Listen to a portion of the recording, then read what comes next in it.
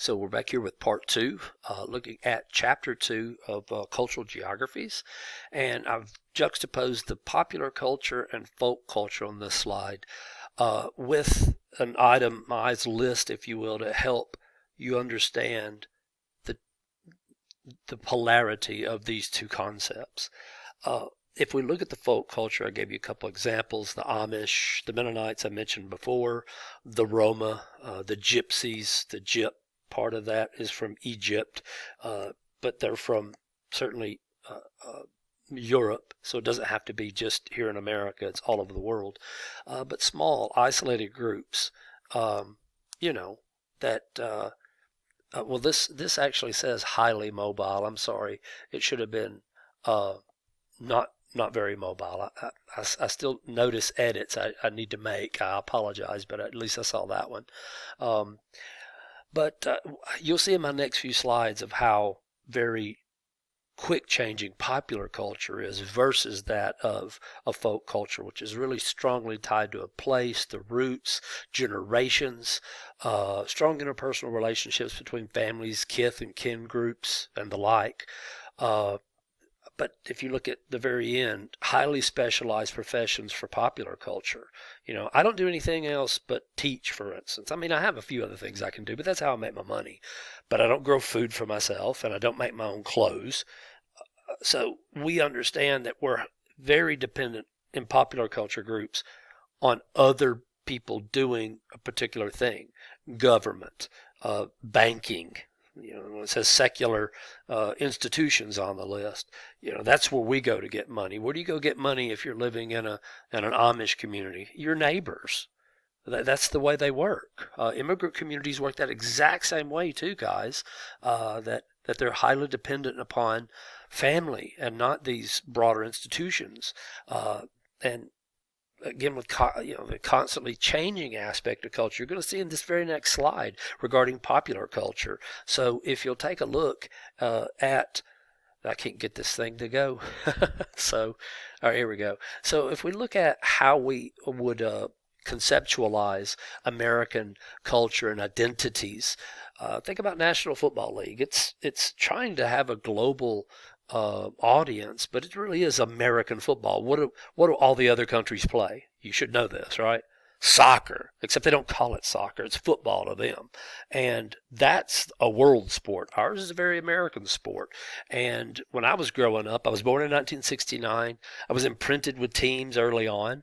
The Cowboys were not my team, though, but they did speak to the rodeo cowboy culture. Imagine how Hollywood marketed so many Westerns, so many TV shows. Ask your grandparents about this, and they'll tell you, yeah, I watched Bonanza and Gunsmoke, one of the longest running TV shows in the history of television. That was just everywhere throughout the culture.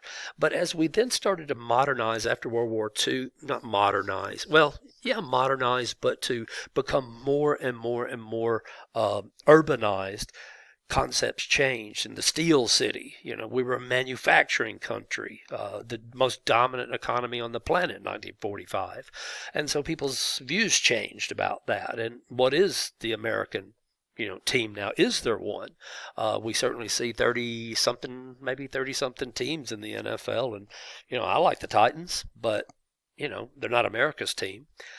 So, ponder over these things. Ponder how quickly popular culture moves. Now, I think Jay-Z and Kanye West are still somewhat in the headlines, even if it's running for president, if you know Kanye West is. And maybe you know Jay-Z's wife, Queen Bee, Beyonce, more than you know him. But see how quickly popular culture will move on. When was the last time y'all shopped at Banana Republic? This is a picture from your previous edition of your textbook. I'm not even sure this is part of the Gap brand. There's several different companies within the Gap brand, and Gap, obviously, distribution hub is right behind Ball State. But I don't know how popular Banana Republic is anymore. Clothing styles change, people's views change, and that's what's part of popular culture. If I show you this, if you don't know what this band is, maybe if I sang those funny lyrics, and those lyrics are funny, with one of their most popular songs, you might know who they are. So yeah, I'm going to make fun of myself, but I'm a big heavy metal fan, so I'm going to sing it like they would sing their song One. Bargain, bargains, imprisoning me. All that I see, absolute savings. What a great deal. What a great find. Look at these jeans. Damn, I look sexy as hell. I am having fun. I'm sitting here by myself in my house, and you feel free to laugh at me. But this was a cutting edge heavy metal band from California when I was a kid. This is Metallica, you guys, and that the lyrics are very different in their song One. Because it's about a soldier who's had his face and arms and legs blown off in World War One, and Johnny, get your gun. Dalton Trumbo book. You should read it. The band looked very different back in the day. They weren't shopping for bargains at Armani. They were playing, garages and, dive clubs, and I loved all of this music, and I still do. Where are the roots of heavy metal music, though? Here's Muddy Waters, and many of those black juke joints in the Deep South that we talked about in the Black Belt. That's where it came from. How's Elvis Presley get to be king of rock and roll, though? Well, because he's a good-looking white kid who makes it more palatable for mainstream, or youth. It's, the youth adopts it, but then, it will catch on. And it's a cleaner version. I mean, let's just talk real fast. What is rocking and rolling but a euphemism for having sex? It was. So, ways of talking about rocking around the clock all night long. Bill Haley in the comments. So yeah, look at the devil in the blue dress and you'll know what I'm talking about here. But these styles move along, they come and they go. Okay. So what does popular culture give us? But honestly, at times, placelessness. I have a mention here of McMansions and how we build these cul-de-sac communities of cookie cutter homes that one city looks the same as the next. They have all the same brands that you can buy. That's very different from folk culture. It's certainly different from region to region. Certain, we don't see Whataburger around here in our area of the South. But boy, you go out west and Whataburger is dominant. I saw a really cool map. Should have included it here. Maybe I will in the agriculture chapter. But the difference between who eats at IHOP and who eats at, what is it? The Waffle House. And so those are regional things, but it still gives you a sense of you can get basically anything anywhere. Coke or Pepsi if that's what you like, a Big Mac or, a Whopper. So placelessness then is associated with the economic aspect of global culture. If we look at Walmart, obviously Bentonville, Arkansas, but now it's a global brand. I've been in these Walmarts in Wuhan, China. While they sell some different things in them, and we're going to look at the difference of globalization in places, but most of the stuff still is on Walmart shelves made in China. Now China are nouveau riche. They're new money. A lot of the stuff that they're buying was already manufactured there and sold in Walmart. So, from appliances, microwaves and washing machines and, not all of those things are sold in Walmart, but the clothing and so much that was on American Walmart shelves was coming from there. So the great Walmart of China.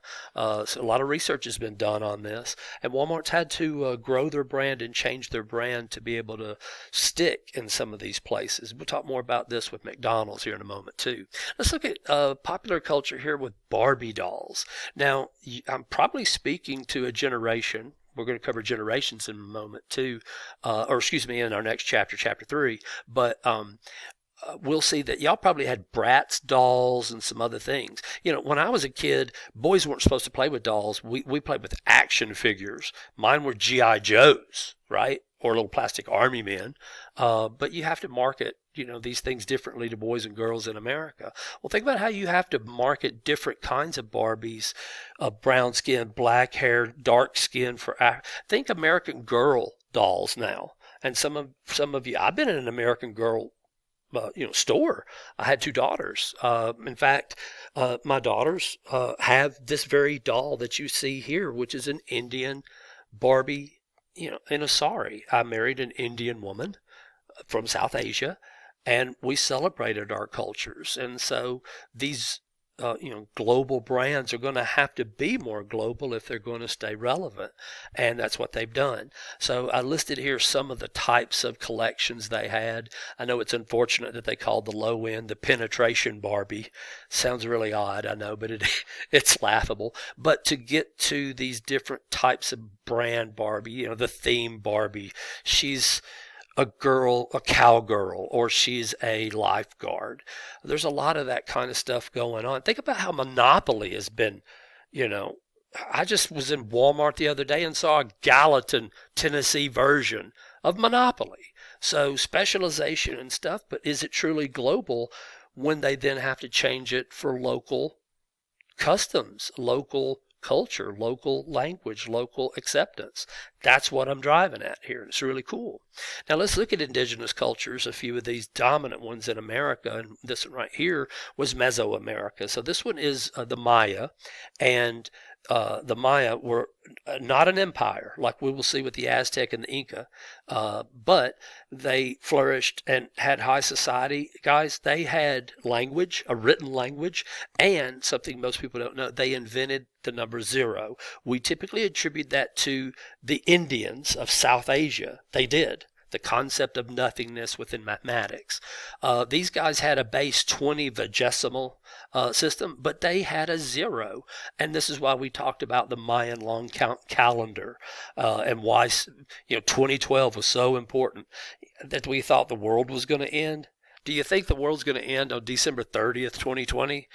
It may feel like it, but I think we've all experienced enough in 2020 that we want this year to be done with. And I guarantee you just buy a new calendar for 2021. That's the way it works. So we tend to ascribe things to certain concepts just because it's popular to do it. This is me in the top, and on the bottom here is my colleague, Michelle Vanderver Lawrence. She teaches Spanish. If you take Spanish on campus, know that we travel together. My wife was with us, and this is us at Tikal at that very, very tall building, or tallest pyramid in the Americas. We took Michelle along with us, though, for Spanish language because she was fluent in it. By the time we got up into the highlands, guys, in Guatemala and these mountains around here, while this is the culture region, loads of people right here are speaking not Spanish. She couldn't understand most of the people, only every third word when we got to some of these places. Now, Tikal is then the lowlands, but Mayan language is dominant through here. There is still Catholicism, but they haven't learned Spanish in a lot of these places. So know that that is a distinct cultural region. Okay. In the same way the Andean region is. They did not have a written language, though, but that didn't mean that they didn't have art. I do want to tell you, too, that we talk about the Inca being the group, but they're not. This image right here is called a geoglyph, and it was created by the Nazca people, which would be in this desert region, kind of right around in here, and you'd have to go in a helicopter or plane to see these things because they're really huge. I think you can make out that that's a 8-legged spider, kind of an ant body too, I know. But there's all sorts of these all out in that area if you wanted to see. They didn't have language, however, though, but they did have ways of communicating with the Quipu. Anyway, if you look here too, this is my picture from Lima, Peru, where the Lima, capital of Peru, the Lima culture was, and there's huge ruins right there in the middle of that megacity of 8 to 10 million people or so. I can't remember how many actually lived there. And this woman right here made her own clothes, some of her own clothes, like her hat and her carrying wrap for her child, just nursing. But I met her at a very unique place called Sacsayhuaman. And, in seeing these places, you understand how very different they were, but not any less sophisticated. So, yes, they didn't have they didn't have language written, but they still had architecture that we found. And this is Machu Picchu right here. And this is me with longer hair and burnt to a crisp, even though it's near winter time. It's, it's in June when I'm there, but I got badly sunburned because it's still well within the tropics at about 10 degrees, latitude, north latitude. So anyway, I'll go ahead and wrap up here because my time's almost up for this one, but I'll come back in part 3. All right. See you guys very soon.